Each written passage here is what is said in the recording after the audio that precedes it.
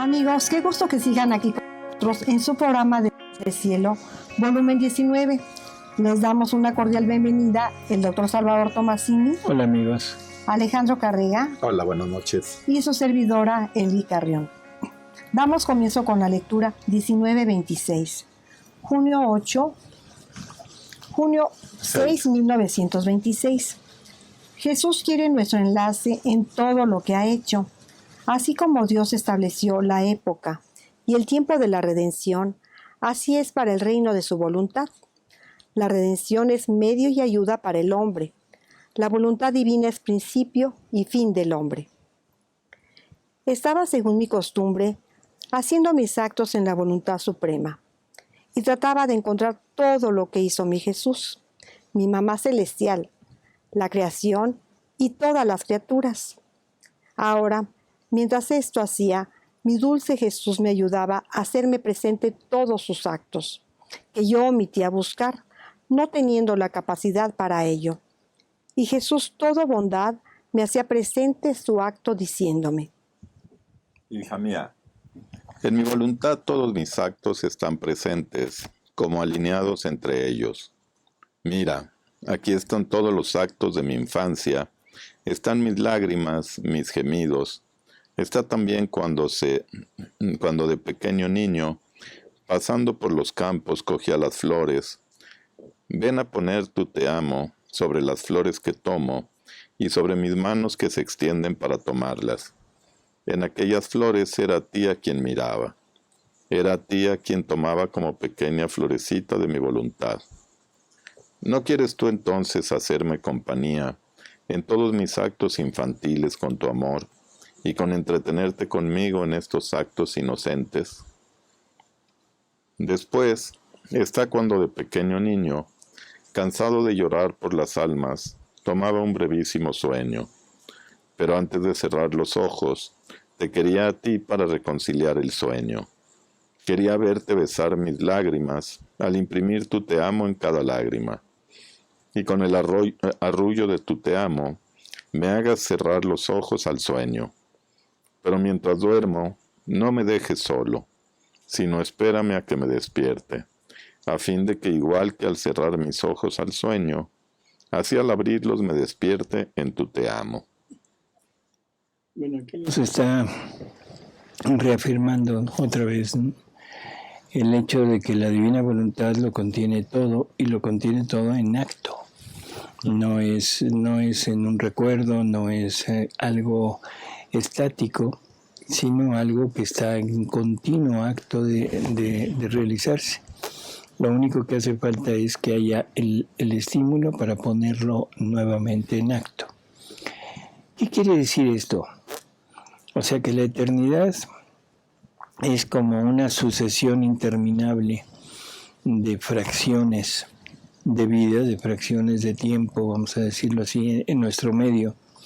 En la eternidad no hay tiempo, pero todos los actos de Jesús, por ejemplo, fueron desarrollados en el tiempo.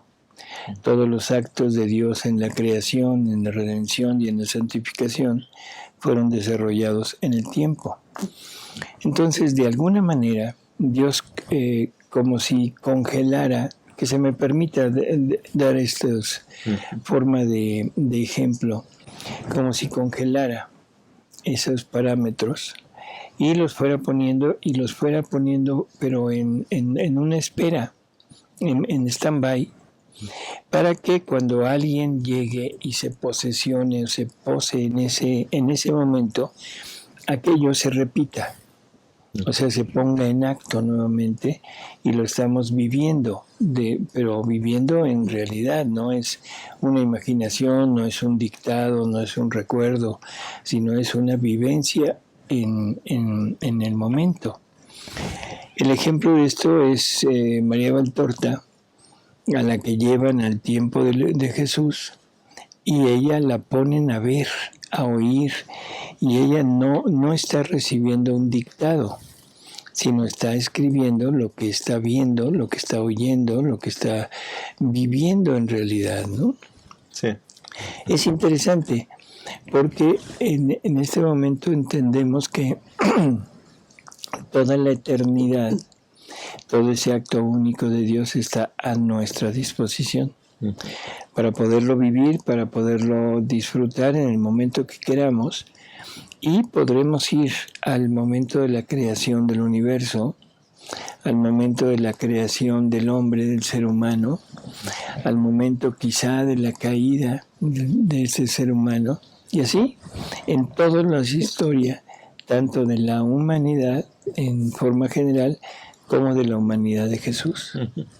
Y en cada acto, cuando uno lo activa, digamos, le pone su propio sello también, ¿no? Así es. O sea que no acaba No es siendo nada igual más, el de una persona que el del otro. no es nada más vivido o visto, sino que ahora también va la acción de nosotros en ese acto. Sí, para decir algo, María Valtorta vivió los momentos y los escribió desde ella, pero si a mí me hubiera pasado lo mismo, de ver lo mismo que María Valtorta, yo lo hubiera escrito a mi forma, digamos.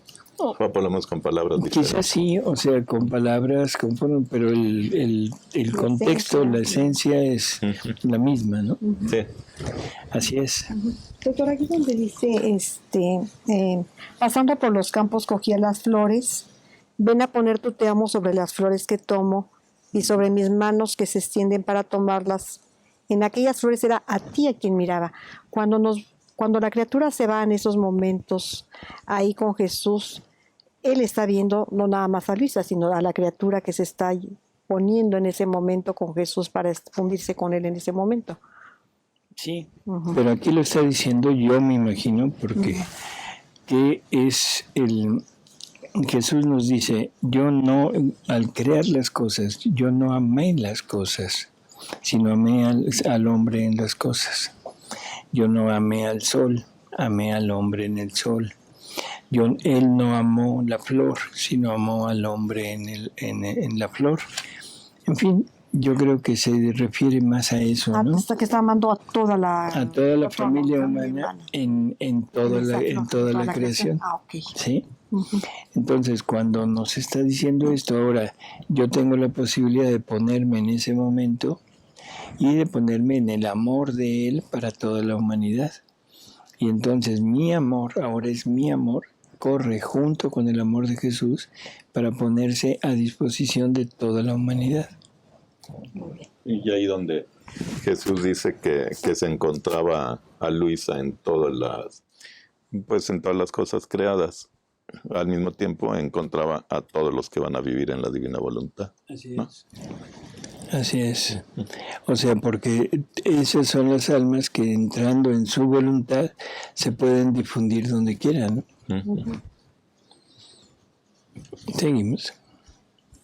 Hija mía, estaba establecido para quien debía vivir en mi querer, que fuera inseparable de mí. Y a pesar de que tú entonces no existías, mi voluntad te hacía presente. ¿Cómo dijo? Y a pesar de que tú en ese entonces no existías, mi voluntad te hacía presente y me daba tu compañía. Curiosísimo, ¿no? Sí. Porque ahí se está resumiendo el acto único de Dios, en que todos estamos presentes en ese acto, y nos está haciendo una comparación con el acto aquí, en la tierra, en el tiempo y en el espacio. En el tiempo y en el espacio tuvimos un inicio, pero en la mente de Dios estamos desde siempre. Tus actos, tú te amo. ¿Y sabes tú qué significa un te amo en mi voluntad? Ese te amo encierra una felicidad eterna, un amor divino, y para mi infantil edad era bastante para hacerme feliz y para formar en torno a mí un mar de alegría, bastante para hacerme poner a un lado todas las amarguras que me daban las criaturas. Si tú no sigues todos mis actos, habrá un vacío de tus actos en mi voluntad, y yo quedaré aislado sin tu compañía. Por ejemplo, ahí donde dice que si ella le deja un acto vacío, nosotros no podemos tener acceso a ese acto porque no lo hizo Luisa. O sea, no podríamos llenar ese hueco en lugar de ella.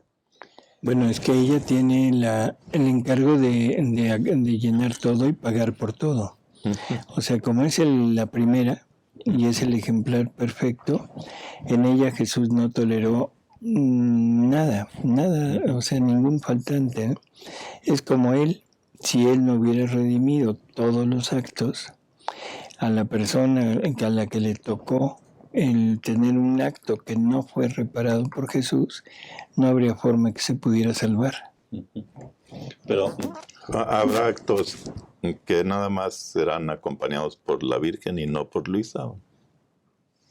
Es que ya en este terreno están igual. O sea, donde está una está la otra, porque las dos viven de la divina voluntad. Entonces, estando la divina voluntad, lo que la divina voluntad hace, lo hacen todos los que están conectados con ella. Lo que hace la criatura, lo hace la divina voluntad. O sea, hay una unidad en las funciones, en todo lo que son los actos, y de alguna manera tenemos que entender que estamos todos unidos. O sea, no hay separación. ¿Sí? Sí. Y yo quedaré aislado sin tu compañía. Quiero tu enlace a todo lo que he hecho, porque siendo una la voluntad que nos une, por consecuencia, uno debe ser el acto. Pero sígueme aún. Mírame aquí. Cuando en mi infantil edad de 2 o 3 años, yo me apartaba de mi mamá, y de rodillas con los bracitos abiertos, en forma de cruz, rogaba a mi celestial Padre para que tuviese piedad del género humano. Y en mis bracitos abiertos, abrazaba a todas las generaciones. Mi posición era desgarradora, tan pequeño, de rodillas con los bracitos abiertos, llorar, rogar. Mi mamá no habría podido resistir el verme. Su amor materno, que tanto me amaba, le habría hecho sucumbir. Por eso ven tú, que no tienes el amor de mi mamá. Ven a sostenerme los bracitos, a enjugarme las lágrimas. Pon un te amo sobre aquel terreno, donde apoyaba mis pequeñas rodillas, a fin de que no me sea tan duro, y después arrójate en mis bracitos, a fin de que te ofrezca a mi celestial Padre como hija de mi voluntad. Desde entonces yo te llamaba, y cuando me veía solo, abandonado por todos, yo decía entre mí, si todos me dejan, la recién nacida de mi voluntad no me dejará jamás solo, porque el aislamiento me es demasiado duro, y por eso mis actos esperan a los tuyos y tu compañía. Y la criatura puede ir ahí y acompañarlo y demás, ¿verdad? Lo curioso es que él está esperando, ¿no? O sea, en realidad todo lo que ha hecho, lo ha hecho para tener esa compañía, para tener esa relación de amor. O sea, que no es nada más el hacerlo, o sea, por repetir su vida, sino porque quiere la compañía y la retribución. Muy bien. Pero ¿quién puede decir todo lo que mi dulce Jesús me hacía presente de todos los actos de su vida? Si yo quisiera decirlos todos, me extendería demasiado. Debería llenar volúmenes enteros. Por eso mejor aquí pongo punto. Después de esto estaba diciendo a mi amable Jesús, amor mío, si tanto amas el que tu santísima voluntad sea conocida y que reine con su pleno dominio en medio de las criaturas, ¿por qué cuando viniste a la tierra, unido con tu mamá celestial, que así como obtuvo al suspirado Redentor, así podía obtener el suspirado Fiat, no formaste unido a la redención el cumplimiento de tu santísima voluntad? Vuestra presencia visible habría ayudado, facilitando en modo admirable el reino de la suprema voluntad sobre la tierra. En cambio, hacerlo por medio de esta pobre, mezquina e incapaz criatura me parece como si no debiese tener toda la gloria y el total triunfo. Y mi dulce Jesús, moviéndose en mi interior, me ha dicho, hija mía, todo estaba establecido, la época y el tiempo, tanto de la redención como aquel de hacer conocer mi voluntad en la tierra, a fin de que reinase en ella. Estaba establecido que mi redención debía servir como medio de ayuda. Ella no había sido el principio del hombre, sino que surgió como medio después de que el hombre se alejó de su principio. En cambio, mi voluntad fue el principio del hombre y el fin en el cual debía encerrarse. Todas las cosas tienen su principio en mi voluntad y todo debe regresar en ella. Y si no todas, en el tiempo, en la eternidad, ninguno le podrá huir. Por eso, también por esta razón, el primado es siempre de mi voluntad. Para formar la redención, yo tenía necesidad de una madre virgen, concebida sin la sombra de la mancha original, porque debiendo tomar carne humana, era decoroso para mí, Verbo eterno, que no tomase una sangre infectada para formar mi santísima humanidad. Ahora, para hacer conocer mi voluntad, para que reinara, no era necesario que yo hiciera una segunda madre, según el orden natural. Más bien necesito una segunda madre en el orden de la gracia, porque para hacer que reine mi voluntad, no tengo necesidad de otra humanidad, sino de dar tal conocimiento de ella, que atraídos por sus prodigios, por su belleza y santidad, y por el bien grandísimo que le viene a la criatura, puedan con todo amor someterse a su dominio. Y por eso, eligiéndote para la misión de mi querer, según el orden natural, te he tomado de la estirpe común. Pero por el decoro de mi voluntad, según el orden de la gracia, debía elevarte tanto de no quedar en tu alma ninguna sombra contaminada por la cual mi voluntad pudiera sentir renuencia de reinar en ti. Así como se necesitaba la sangre pura de la Inmaculada Virgen para formar mi humanidad, para poder redimir al hombre, así se necesitaba la pureza, el candor, la santidad, la belleza de tu alma para poder formar en ti la vida de mi voluntad. Y así como al formar mi humanidad en el seno de mi mamá, esta humanidad se dio a todos, se entiende a aquellos que me quieren, como medio de salvación, de luz, de santidad, así esta vida de mi voluntad, formada en ti, se dará a todos para hacerse conocer y tomar su dominio. Si hubiese querido liberarte de la mancha de origen, como a mi celestial mamá, para hacer que mi voluntad tomase vida en ti, ninguno hubiera pensado en que mi querer reinase en ellos. Habrían dicho, se necesita ser una segunda madre de Jesús, tener sus privilegios para hacer reinar la vida de la voluntad suprema en nosotros. En cambio, con conocer que eres de la estirpe de ellos, concebida como ellos, queriéndolo, podrán también ellos, ayudándose con su buen querer, conocer la voluntad suprema, lo que deben hacer para hacerla reinar en ellos, el bien que les viene, la felicidad terrestre y celeste, preparada en modo distinto para aquellos que harán reinar a mi voluntad. Mi redención debía servir para plantar el árbol de mi voluntad, el cual, regado con mi sangre, cultivado y trabajado con mis sudores y penas inauditas, abonado con los sacramentos, debía primero hacer desarrollar el árbol, después florecer, y al final hacer madurar los frutos celestiales de mi voluntad. Pero para hacer madurar estos frutos preciosos, no bastaba el curso de mis 33 años, ni las criaturas estaban preparadas, dispuestas para tomar un alimento tan delicado que daba todo el cielo. Por eso me contenté con plantar el árbol, dejando todos los medios posibles para hacerlo crecer bello y gigantesco, y a tiempo oportuno, cuando los frutos están por madurar, a fin de que sean cortados. Te he escogido a ti, en modo todo especial, para hacerte conocer el bien que contiene.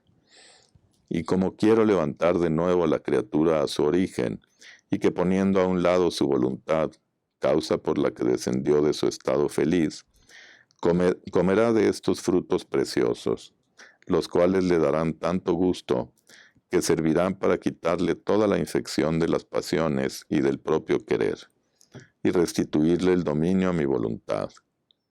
Ella, abrazando todo dentro de un solo abrazo, unirá todo junto, creación, redención y cumplimiento del fin por el cual todas las cosas fueron creadas. Esto es, que mi voluntad sea conocida, amada y cumplida como en el cielo, así en la tierra. La redención sirve para plantar el árbol de su voluntad. La pregunta es, ¿dónde ya no había ese árbol? Pues yo creo que ya no. Sí, porque en el Génesis nos hablan del árbol de la vida, que de alguna manera, o sea, estamos hablando de la presencia de Jesús en alguna forma, puesto que era el árbol que comiendo de él se podía tener vida eterna. Y aquí nos habla, bueno, se supone que el hombre vivía en la divina voluntad. Por lo tanto, si el árbol de la vida está representando a Jesús, y Jesús mismo nos dice en los escritos de Luisa que Él es la misma voluntad de Dios, entonces la pregunta es, cuando el hombre peca, que se sale, se quita ese árbol, se quita Jesús, o nada más se le impide el paso. Según el Génesis, nada más se le impidió el paso, poniendo a un ángel con una espada de fuego para impedir que pudiera entrar al centro del paraíso a comer de ese árbol. Pero el árbol ahí estaba. En los escritos de Luisa nos habla de que todos vivimos prácticamente en la divina voluntad y de que no hay ninguna posibilidad de que el hombre pueda vivir si no tiene su primer movimiento que parta de la divina voluntad. Entonces, de alguna manera seguíamos conectados. De alguna manera la divina voluntad sigue conservando nuestra vida, conservando todo lo nuestro. Y me parece curioso que dice, mi redención debía servir para plantar el árbol de mi voluntad, el cual regado con mi sangre, cultivado y trabajado con mis sudores y penas, abonado con los sacramentos, debía primero desarrollar el árbol, después florecer y al final hacer madurar los frutos celestiales de mi voluntad. ¿Sí? Entonces, la pregunta es, ¿ese árbol ya no estaba? ¿Ese árbol de la divina voluntad ya no estaría? Porque no sería ahí el árbol del bien y del mal, ¿no? Bueno, eso ya habíamos quedado que era la voluntad del hombre actuando sola o unida con Dios. Pero era la voluntad del hombre, ese era el árbol. Y ahí estaba injertado Dios mismo, ¿no? En fin. De que ahí ya nada más quede la parte del árbol del bien dentro de la Virgen. Porque dice que es plantado en la Virgen y el del mal queda allá afuera. Bueno, por eso, el primer rescate de la humanidad es a través de la Virgen. O sea, es donde se restituye prácticamente el reino, pero sin la misión de transmitirlo. Por eso dice, ahora se necesitaba una segunda, ¿cómo dice? Segunda madre, dice. Por eso madre, en donde se plantara ahora otra vez esto, ¿no? Pues a lo mejor quedó el árbol como stand-by, sin dar frutos hasta ahora, hasta la redención es cuando ya va a dar los frutos que necesita. Ese es el punto. Que necesita Jesús. O sea, a eso, exactamente eso quiero llegar. O sea, el árbol quedó dentro de aquel paraíso, dentro de la esencia del hombre, del ser del hombre, y que Dios de alguna manera de ahí sacaba el primer impulso para todos nuestros actos. Pero no se le permitía el acceso. Entonces, lo primero que hace la redención es quita ese obstáculo y ahora el hombre puede regresar por medio de la gracia y por medio de las virtudes y todo lo que Jesús hizo. Pero el reino no está formado. Entonces se necesita una segunda plantación de ese árbol para que ahora crezca ese árbol de la divina voluntad obrante en la criatura y pueda ser injertado en todos aquellos que quieran vivirlo, ¿no? Me imagino un árbol como que hubiera quedado, de repente se llenó de plaga y entonces ya no se podían tomar los frutos de ese árbol. Y ahora con Jesús viniendo en su redención, lo cura de esa plaga y entonces ya el hombre puede venir a tomar esos frutos. Así es. Y algo interesante también, en que nos reafirma que tenía que ser salida de una persona de pecado original. O sea, el reino tenía que ser fundado en una persona salida de pecado original. Porque si hubiera sido inmaculada, igual que la Virgen, entonces todos nosotros hubiéramos dicho, no lo podemos alcanzar. No somos inmaculados. Sí. ¿Sí?